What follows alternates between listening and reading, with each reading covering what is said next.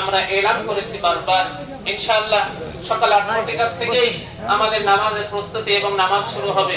এজন্য আমরা এখনো যারা বাসাবাড়িতে আছি, রাস্তাঘাটে এখনো আছি, তাকবীর বলতে বলতে ঈদগাহের দিকে চলে আসি। আল্লাহু আকবার, আল্লাহু আকবার, লা ইলাহা ইল্লাল্লাহু, আল্লাহু আকবার, আল্লাহু আকবার, ওয়ালিল্লাহিল হামদ।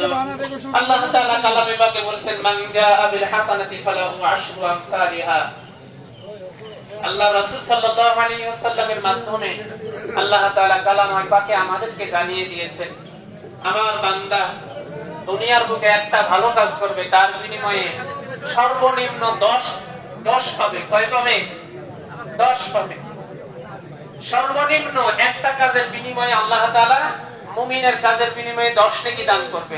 ঊর্ধ্বে 700 নেকির কথা আছে, আবার কালামে পাকের ভিতরে এর থেকে বেশির কথাও আছে। আল্লাহ কত দিবেন এর সীমা রেখা নাই, আল্লাহ তাআলার ইলমে আছে। এজন্য সম্মানিত উপস্থিতি, শাওয়াল মাস আজকে থেকে শুরু হয়েছে। আল্লাহ রাসূল বলেন, মান সামা রমাদান সুম্মা